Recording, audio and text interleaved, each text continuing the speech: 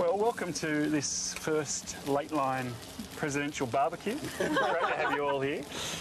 Perhaps if I could just first of all, I suppose, start at the obvious question, perhaps with you, Ritu.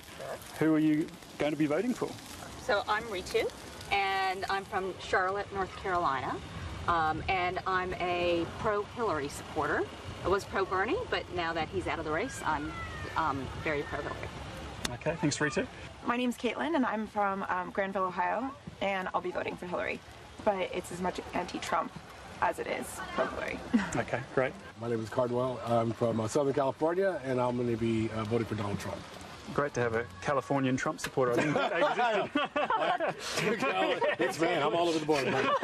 Thanks, Cardwell. And yourself? I'm Jim, and I'm from the upper Midwest, Minnesota and Wisconsin. Well, I think we're in for an interesting conversation. It looks like these snags are done, so perhaps we'll get them going. Let's eat. Grab a seat. We've got some beers over there. Coopers, I'm sorry we don't have Bud, but we do have mild American mustard to go with our. All right. Well, you guys just help yourselves. Dig in. I'll get these salads going. Pass to you. Can I ask you? Thank you. Perhaps you first, Caitlin. Were you a supporter of Hillary from the start of the campaign? So at the beginning, of the election season, I am quite open to different candidates, and in the past I have been fairly conservative, and have voted Republican before. So to be a Hillary supporter this election is a bit of a different flavor for me. And what about your family? Yeah, they are extremely conservative, actually. So yeah, So do they I'm know the black you're voting? sheep this time. Oh yeah, do they know you're voting for Hillary? Oh, it was a hot topic when I was at home recently. Okay. And what about your grandparents? Oh yeah, very conservative. And do they know? I tried to avoid that topic. Have you come out of the hill? Yes, I don't come out. I wanted to avoid an intervention when I was at home, so Hopefully they're not late line fans. I'll be telling them about this. We almost forgot the beers. But, Cheers. Get stuck in, I'm sorry. Cheers. Let's see if I can do this. All right, well done. Cheers. There we go. Cheers. Cheers. Cheers. To the race. Yeah. race being Ritu, over. what about you? Did you evolve through this campaign, or? I was originally a Bernie Sanders supporter. Oh, okay. Because I found Hillary to be a little too establishment. Yep. I find her to be, I'm going to say, old school, entitled to this position, and that really was her attitude coming into it. I should be president. Of course, I'm the natural candidate. Of course, I deserve this. There's no person, I don't believe, who's ever been as qualified as Hillary Clinton to run for president of the United States. And I think it's just, there's a day and night difference. You can look at a list of Hillary's accomplishments over the last 30 years, and then take a look at what Donald Trump has done in public service over the last 30 years. It's a very short list. That might be a good time to come to you, Cardwell. Donald Trump, how do you come to a position of backing Donald Trump? That's probably a question that a lot of Australians already ask Right. you. And Americans too, probably. And Americans, yeah. Well, probably for me was I spent 12 years working for the U.S. government. I held a secret security clearance, and the email scandal really crystallized for me that there are people protecting her at the highest levels, like the highest level. That means the White House and DOJ, FBI, and knowing that I had to take training every year for hours on how to handle classified material. Everything she said from the beginning I knew was a lie. Everything that's come out since then that shows the proof that we know was a lie, and that literally disqualifies you from being the president. No, it's she broke the law. She broke the law. Yeah, she didn't break the law, though. I mean, I'm a lawyer. Hillary had a private server.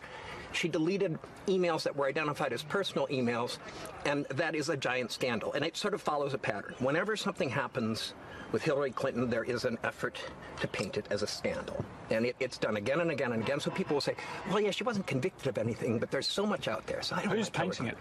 Well, back in the 90s, we talked about a vast right-wing conspiracy. She she's been despised since the 90s. She was despised for being too liberal in the early 90s. She does that to herself. Well, there's an element. She does. Look, so she absolutely says that when anything happens, oh, this is ridiculous. Of course, it's not even an issue. Then she denies it. Then when she's absolutely up against a wall, it's a vast right-wing conspiracy. I understand how it seems that way. If they could find something there, we'd hear about it. There's nothing there. Again and again and again, there's these allegations and accusations, and there's nothing there. So that's Hillary's scandal, if you like. Caitlin, It's in black and I'm white. interested to get your thoughts on the most recent and much more impactful scandal, it seems. Scandals involving Donald Trump. Well, I think the term disqualification implies that there's been a legal breach. So I don't think that's necessarily the correct term to use, but I don't think that he is fit to stand, and I think he should renounce his candidacy, full stop. I played American football in high school and college. I played rugby for a couple of years after. I've been in a lot of locker rooms. That's not locker room talk. Right. That's actually claiming to have committed a crime. And then Donald says, oh, it's just locker room talk. But fundamentally, this has to be disqualifying. I mean, what this guy did, we can't have the President of the United States standing for office with this out there.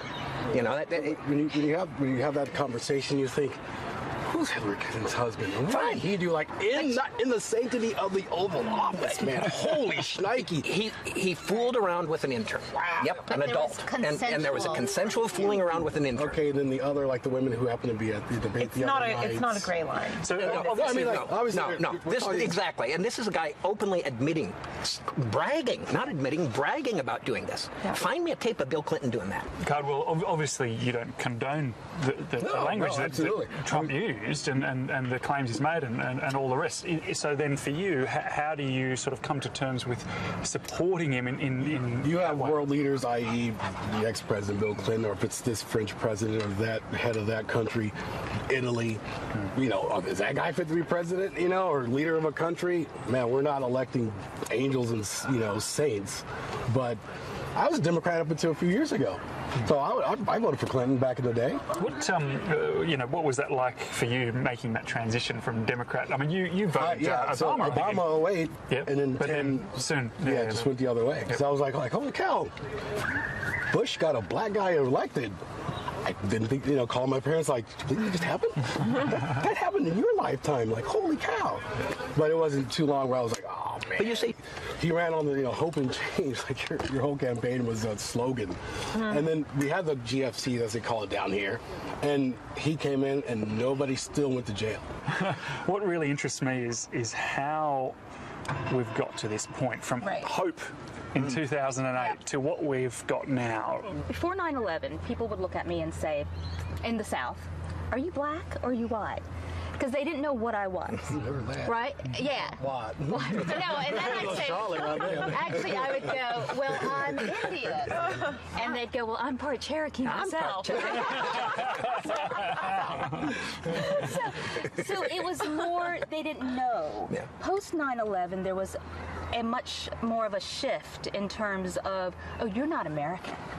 And then when I supported Kerry, who wasn't a great choice, versus George W. Bush, it was you're really not American. You're un-American, and you're going to bring this country down.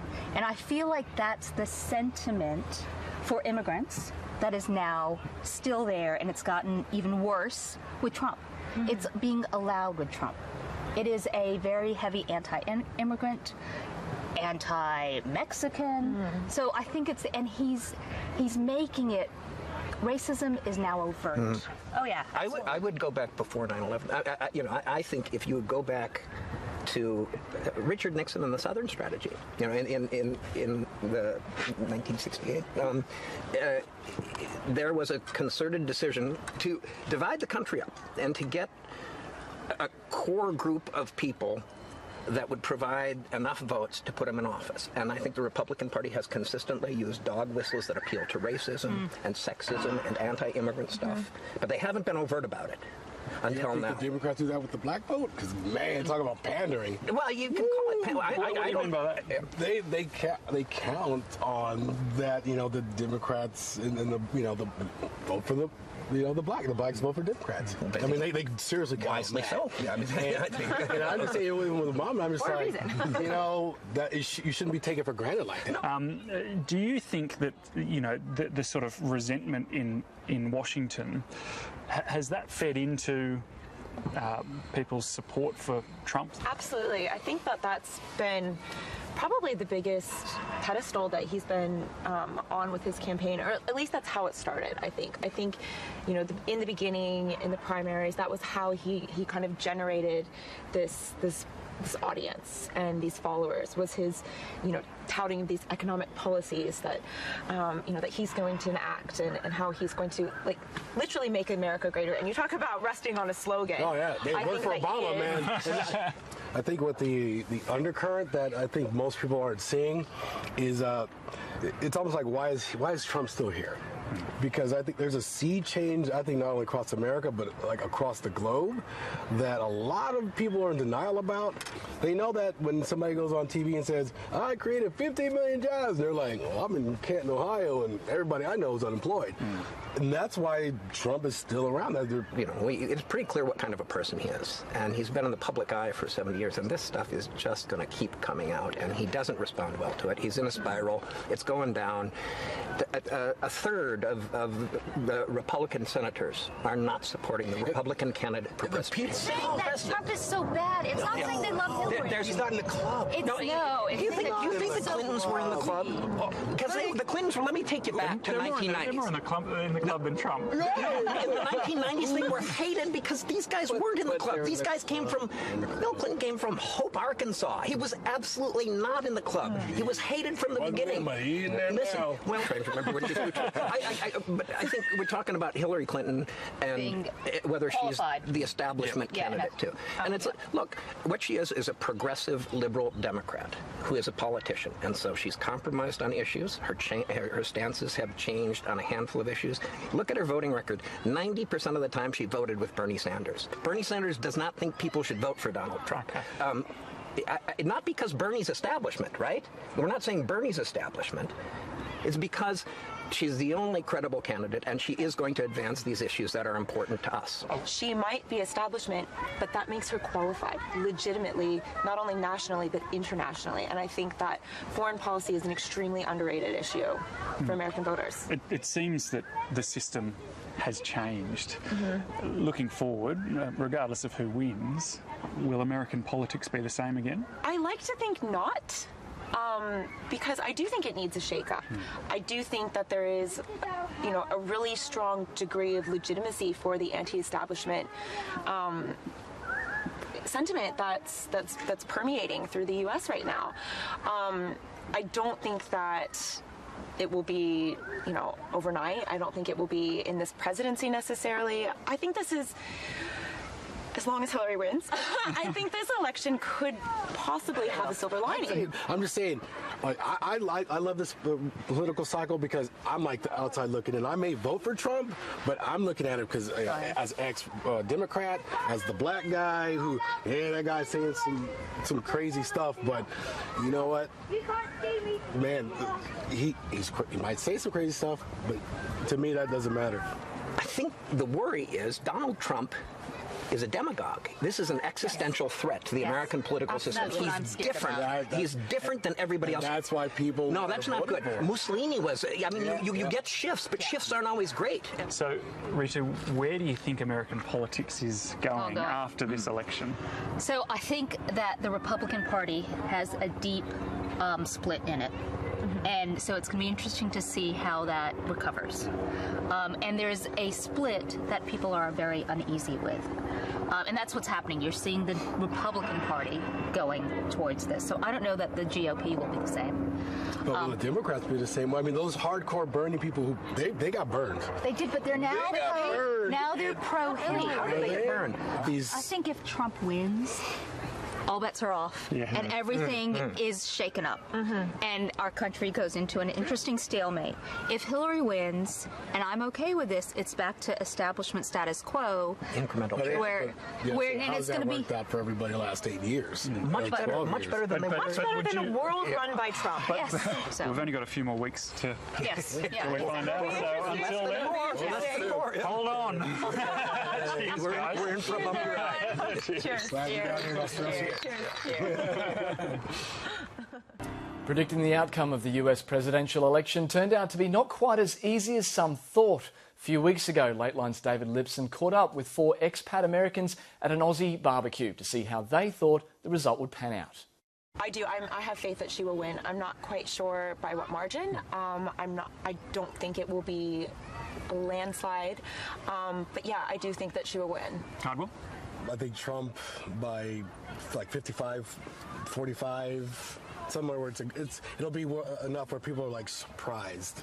Like, you reckon a Brexit result? Because it's like Brexit. Like the morning of Brexit, everybody's like, "Oh, Brexit's gonna lose." Win. Oh, and then a few hours later, it's like, "Holy!" Like that's what I'm saying is people. The media's not everybody that goes on that everybody listens to is like, "Oh, Hillary's great and Hillary's great," but the word on the street, the man on the street, they're feeling this last 8 years and they're not happy. It could well be 55-45, but it's not Trump. I think it's pretty clear now that Hillary Clinton will win the election. It's a question of whether it will be a landslide. It's a question of whether the Senate shifts. Hillary Clinton will win.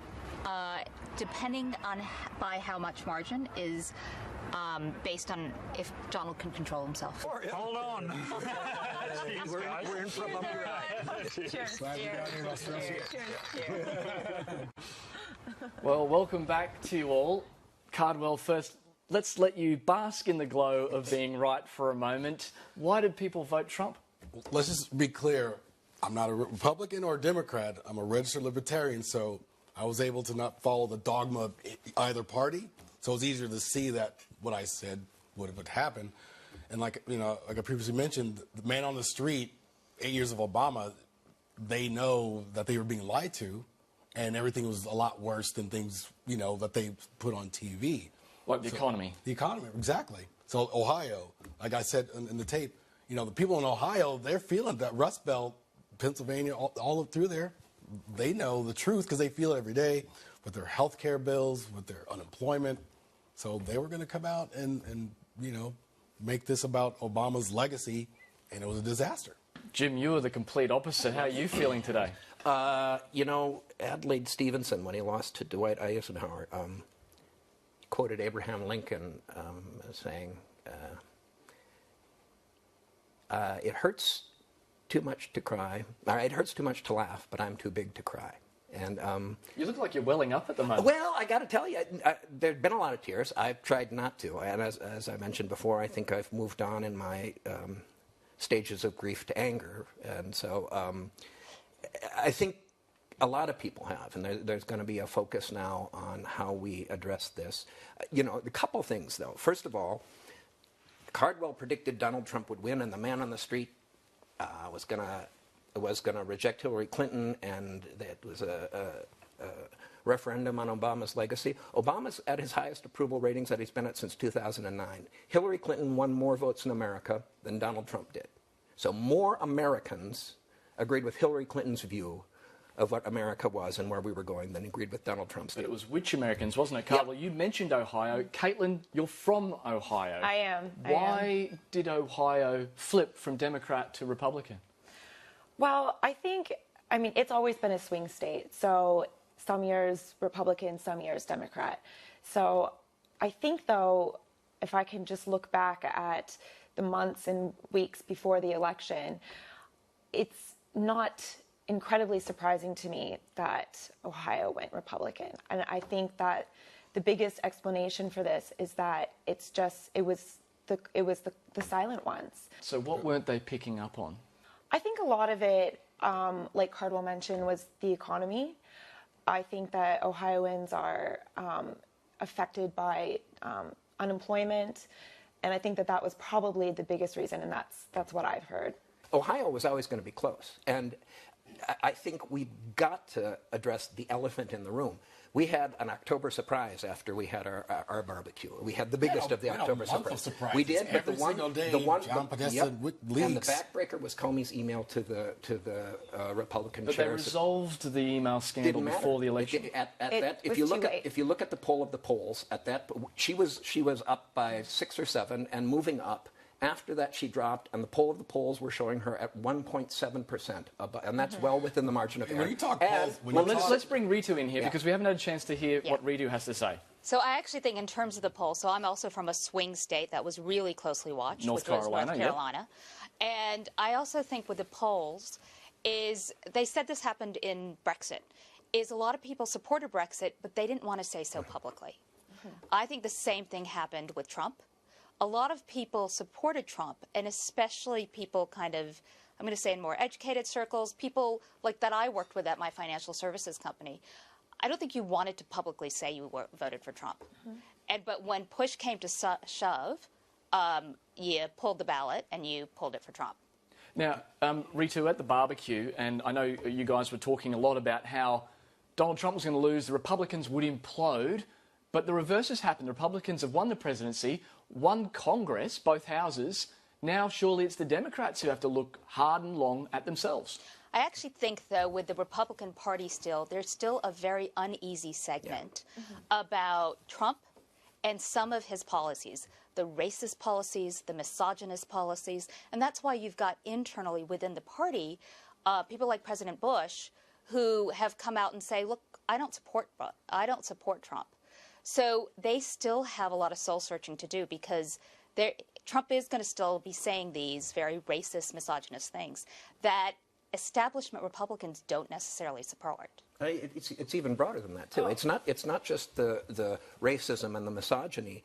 The positions, the few positions you can identify Donald Trump taking are at odds with positions that the Republican Party as a party has stood for. He's talking about tariffs and barriers and not free trade. He's talking about building a wall and eliminating immigration. When in the 2012 post-mortem, they were talking about appealing to immigrants. He's talking about all sorts of. He's talking about spending on all sorts of things and not explaining exactly where the money is going to come from, since he's cutting taxes. So that presumably means increased deficit spending, which is something that the Republicans have had as a battle, have been fighting and have used as a battle cry for the last 25 years. So Donald Trump is not part of the Republican Party as it was. Now, it's possible that the new party will be the Donald Trump Party, but there's a big cadre of people who aren't going to be part of that party. That tension is not resolved by this election. Carl, what you're saying is that we're seeing a big shift here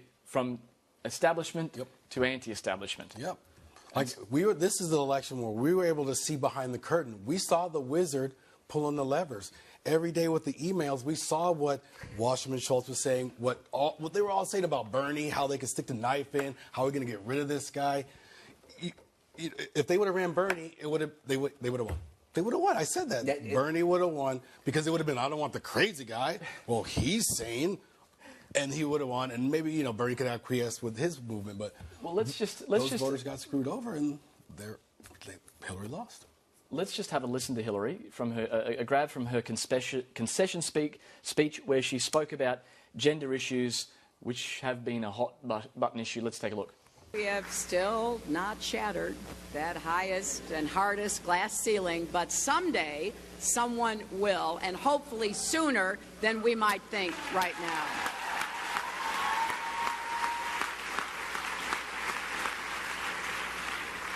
And to all the little girls who are watching this, never doubt that you are valuable and powerful and deserving of every chance and opportunity in the world to pursue and achieve your own dreams. Ritu, can I just put this to you? Will the women of the United States forget what Donald Trump has said about women? Apparently they have, because he was voted in. And I think he's going to continue to say these things, and it depends on just how he says them as to whether it's actually going to stick. And Caitlin, gender issues, do you think that was a big problem for Hillary Clinton, the fact that she was a woman, or was it something else? I happen to agree with Ritu on this. It seems that the women have already forgot. The exit polls reflected that, and that to me was one of the most surprising factors in the outcome of this election. So I think that I didn't think that it was working against Hillary, but my beliefs have been shaken this election. Real life got in the way of that. When you can't feed your kids, or you can't pay for this, or you're unemployed for forever, I don't care what Donald Trump said 11 years ago. Jesus, what I did 11 years ago, I might be arrested. I don't know. If you look at the statistics, the people who voted for Donald Trump, on average, are doing better economically than the people who didn't vote for him in the same regions. So like North Carolina would have been the other way. Listen. So what it is, first of all, two things. One, there's an incredible double standard in terms of how Hillary Clinton was treated. All sorts of things that she's being nailed for. She's a criminal. A male politician. And they saw that. They knew she was she's not a criminal. And you know, it's really she's not a criminal. Would you guys want to see Hillary Clinton locked up, Cardwell? Absolutely. She's a criminal. Donald Trump's not going to say another word. I didn't spend 12 years in the U.S. government with a secret clearance, knowing that we can pull up all those codes, man, and they're all there. I worked for the U.S. government. Great. I'm a lawyer. I had emails crossing. You should know better. I do.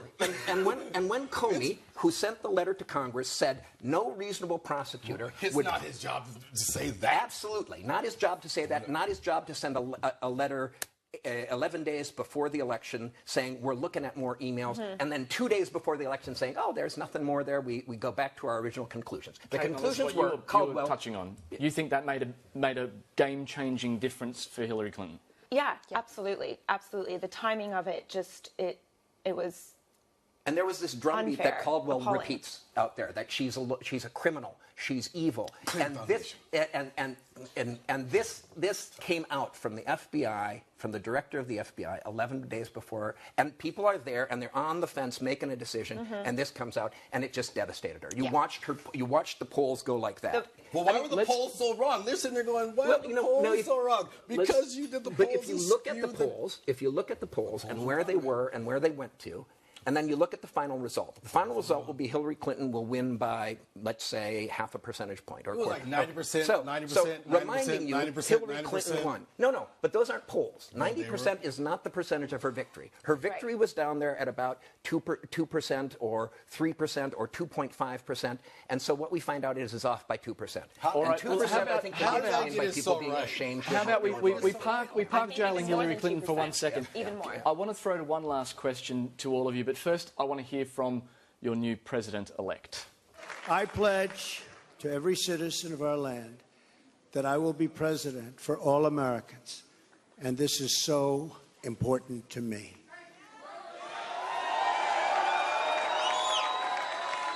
For those who have chosen not to support me in the past, of which there were a few people,